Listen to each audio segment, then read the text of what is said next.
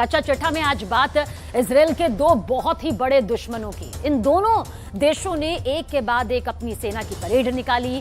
2 दिनों के अंदर पश्चिम एशिया में निकाली गई इन दोनों परेड का खौफ अमेरिका तक फैल गया। इजराइल तो पहले ही कह चुका है कि वो खुद को बचाने के लिए किसी भी हद तक जा सकता है।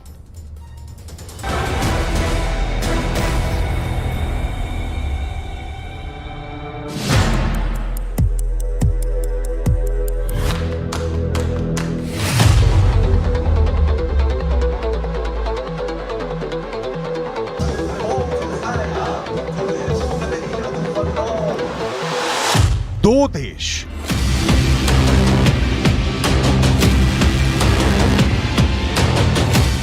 दो परेड,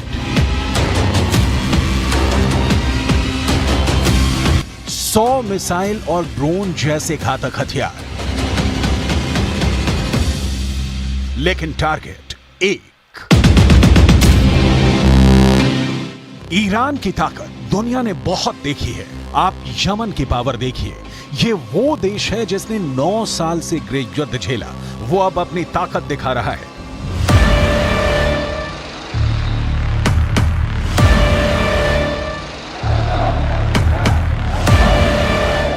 यमन वो देश है जिसने पिछले 8 वर्षों से सऊदी अरब और उसके 15 साथी देशों से युद्ध लड़ा, जिस युद्ध में उसके खिलाफ अमेरिका भी रहा, ब्रिटेन भी रहा और इजराइल ने भी यमन के खिलाफ मदद की। वो यमन अब अमेरिका और इजराइल दोनों को ललकार रहा है।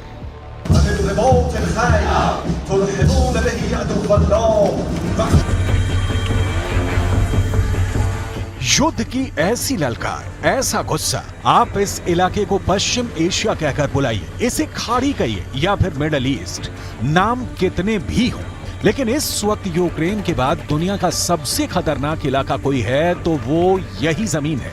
पिछले 4 दशकों से यह इलाका युद्ध देख रहा है और अब एक बार फिर यमन और ईरान ने अपनी परेड दिखाकर बता दिया है कि इजराइल और अमेरिका के खिलाफ उसका युद्ध किसी भी वक्त शुरू हो सकता है।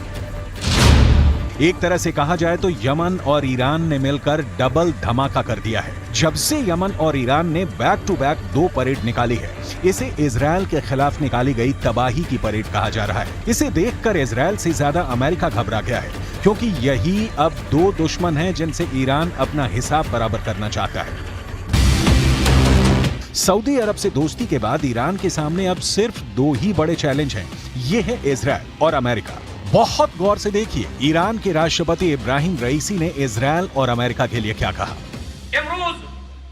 در دکترین جمهوری اسلامی ایران جنگ یا سلطه‌گری بر دیگران وجود ندارد، اما حفظ آمادگی نظامی با رویکرد دفاعی برای امنیت پایدار و بازدارندگی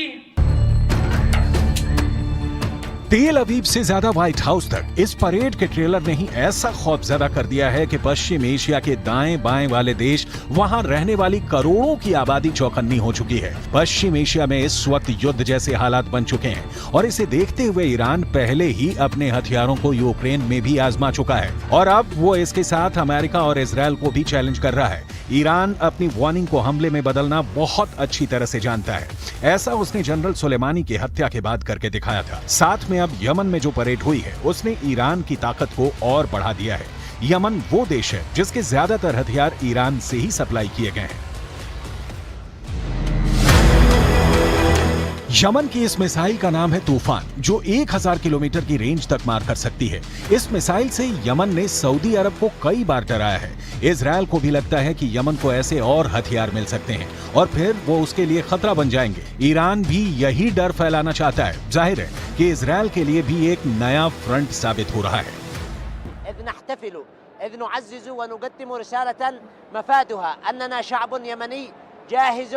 للسلام العادل والمشرف، لكننا في نفس الوقت أيدينا على الزناد لمواجهة أي عدوان وأي اعتداء على بلدنا أو استمرار في قمع شعبنا والاعتداء عليه. यमन का फोकस इस वक्त सऊदी अरब से हटकर उन देशों पर जा पहुंचा है जो उसके साथ ईरान के लिए भी खतरा है। सऊदी अरब और ईरान के बीच दोस्ती और यमन के साथ उसकी सुलह ने एक बार फिर से इजरायल और अमेरिका को बहुत बड़ा धक्का पहुंचाया है, क्योंकि ये दोनों देश अब तक सऊदी अरब को ईरान के खिलाफ अपना सबसे बड़ा मोर्चा बनाना चाहते थे, लेकिन पश्चिम एशिया में आए कूटनीतिक बदलावों ने अब पिक्चर बड़ी कर दी है। यमन और सऊदी अरब के बीच युद्ध खत्म हो चुका है और यमन अब सीधे इजरायल को टक्कर देना चाहता है, लेकिन साथ में यमन की तरफ से एक वार्निंग सऊदी अरब को भी दी जा रही है जो इस परेड में छुपी हुई है। यमन एक छोटा देश है, बेहद गरीब देश है, लेकिन उसने सऊदी अरब के सामने हथियार नहीं डाले। इसकी वजह ईरान से मिलने वाली मदद रही है। ईरान ने अपनी मिलिट्री पावर से अमेरिका और इजरायल दोनों को परेशान किया हुआ है। तेहरान में हुई परेड ने इसका एक छोटा सा मॉडल दिखा दिया है। इसलिए बड़ी पिक्चर में युद्ध का जो खतरा मंडरा रहा है उसमें ईरान इजरायल के लिए बहुत खतरनाक साबित हो सकता है। इन दोनों की दुश्मनी किसी भी वक्त युद्ध में तब्दील हो सकती है। इसमें कोई शक नहीं कि पश्चिम एशिया में इजरायल और ईरान एक दूसरे के सबसे बड़े दुश्मन हैं। दोनों ही हमेशा एक दूसरे को मिटाने की धमकियां देते हैं। अब इस परेड में अपने अंदर की आग दिखाकर ईरान ने साबित कर दिया है कि उसके खिलाफ चाहे जितनी भी आर्थिक पाबंदियां क्यों न लगा दी जाएं, उसकी ताकत बढ़ती ही रहेगी। ईरान ने हाल ही में अपनी एक मिसाइल का टेस्ट करके बता दिया है कि वो इजरायल को मिट्टी में मिला सकता है। इससे आप ईरान के तेवर को समझ सकते हैं। ये ईरान की नई मिसाइल खुर्रम शहर 4 है, जो टेक्नोलॉजी के मामले में ईरान की बहुत ही खतरनाक मिसाइल मानी जाती है। ये ईरान की खुर्रम शहर 4 मिसाइल है और इसकी रेंज 2000 किलोमीटर है। ये 1500 किलो तक का वॉरहेड ले जा सकती है और खुर्रम शहर 4 इतनी सटीक है कि यह मिसाइल अपने टारगेट के 30 मीटर के दायरे में ही गिरती है और 13 मीटर लंबी इस मिसाइल को लॉन्चिंग के दौरान ही खत्म किया जा सकता है, क्योंकि जब ये अपने टारगेट की तरफ बढ़ती है यानी टर्मिनल स्टेज में इस मिसाइल की रफ्तार करीब 20,000 किलोमीटर प्रति घंटा हो जाती है। इजरायल के किसी भी मिसाइल डिफेंस के लिए इसे रोकना आसान नहीं होगा। इसीलिए इजरायल अब लगातार यहां पर घबराया हुआ है, क्योंकि उसके पास इसका कोई भी विकल्प किसी भी तरीके का नहीं है। ईरान के राष्ट्रपति इब्राहिम रईसी ने इस मिसाइल के साथ अपना बहुत खास वीडियो भी शूट कराया है। हाल ही में तेहरान में हुए एक डिफेंस शो में खुर्रम शहर मिसाइल के आगे वो चलते हुए नजर आए और फिर ये वीडियो वायरल कर दिया गया। इसमें रईसी 6 खुर्रम शहर बैलिस्टिक मिसाइल के आगे चलते हुए नजर आ रहे हैं। आपने ईरान की मिसाइलें देखी, अब उसका नया ड्रोन देखिए। परेड में ये नीले रंग का ड्रोन इजरायल को सीधा सीधा टारगेट बनाने की तरफ इशारा कर रहा है। हाल ही में इस ड्रोन को लॉन्च करके ईरान ने अमेरिका और इजरायल को बहुत बड़ी वार्निंग दे दी है। इस ड्रोन को दिखाकर ईरान ने अपने दुश्मनों का हाथ काटने की धमकी दी है। ईरान ने कहा है कि उससे जो टकराएगा उसका हाथ कलम कर दिया जाएगा।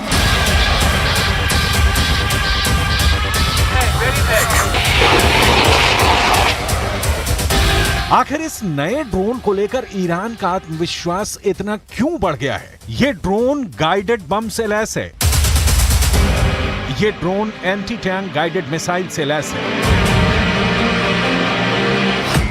इस ड्रोन का नाम है मोहाजिर 10 और यही ड्रोन पूरी दुनिया को दिखाकर ईरान ने 2 देशों को बहुत ही खतरनाक चुनौती दे दी है। एक है अमेरिका और दूसरा है इजरायल। दोनों ही ईरान के कट्टर दुश्मन माने जाते हैं।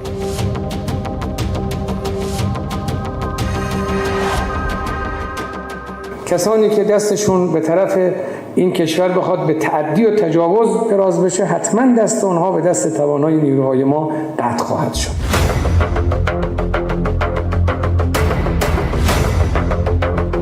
ईरान की राजधानी तेहरान में जब ये ड्रोन दिखाया गया तो वहां के राष्ट्रपति का आत्मविश्वास देखने लायक था।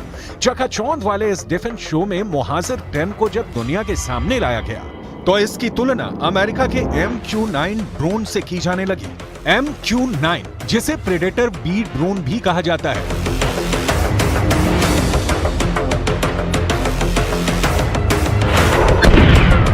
ये वो ड्रोन है जिससे अमेरिका ने अफगानिस्तान और पश्चिम एशिया में अपने बड़े बड़े टारगेट को खत्म किया है। इसमें अल-कायदा का चीफ अल जवाहिरी भी शामिल था, लेकिन अब इसी ड्रोन की नकल बनाकर ईरान अमेरिका को चैलेंज कर रहा है।